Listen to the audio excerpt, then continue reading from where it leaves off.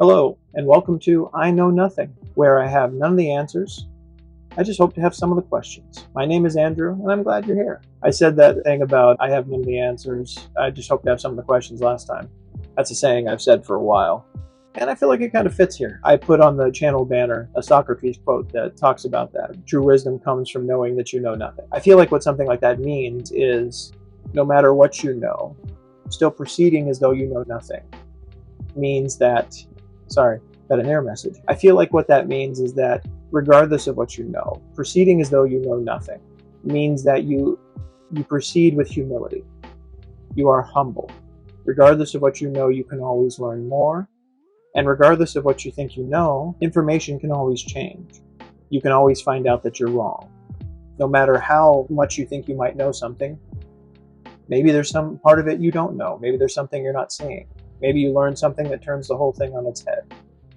So the idea of saying you know nothing isn't that you actually know nothing, it's just being humble. At least that's how I read it. So for this video, I talked in the last video about having some structure. Rather than have an idea to talk about, although there's an idea behind this probably, I figured I would tell a story.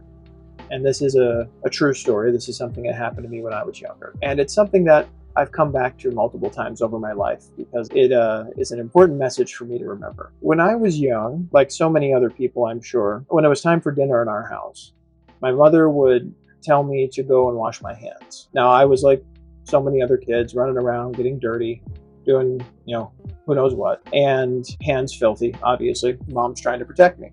So she wants me to go wash my hands.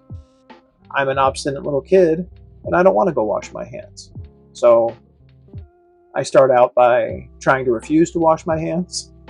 That doesn't go very well. Eventually, I'm like, okay, I'll go wash my hands. And this happens over multiple times of this, multiple evenings, multiple months, years, whatever. I got to a point where, okay, I'd go into the bathroom and I would say I was going to wash my hands, but I'd just go in there, I'd stand in there for a few minutes, and then I'd come back out. Okay, I washed my hands. That worked a few times, I think.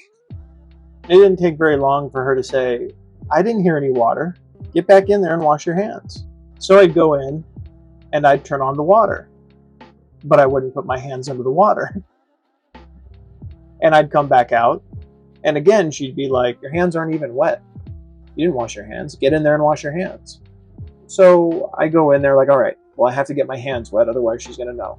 So I started going in there, and I would just put my hands under the water real briefly, and then I'd turn it off, come back out, and go to try to have dinner. And that worked a few times too. Then eventually she, I think, was near the bathroom or something like that when I did it one time. I said, let me see your hands. And I showed her my hands, and she smelled my hands.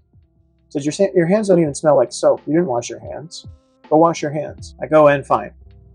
I turn on the water. I put soap on my hands, put my hands under the water. And it's at that moment that I realize I'm washing my hands. And I must have been 7 years old, but even then I felt stupid.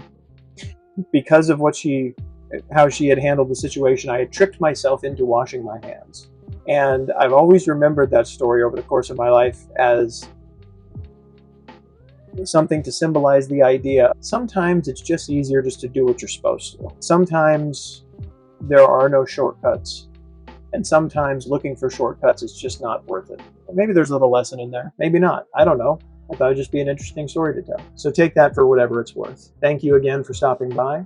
I'm trying to keep up with these videos. If you enjoy what I'm doing with these videos, hit the subscribe button if you dare. And we'll see what happens here next week. Take care. See you then.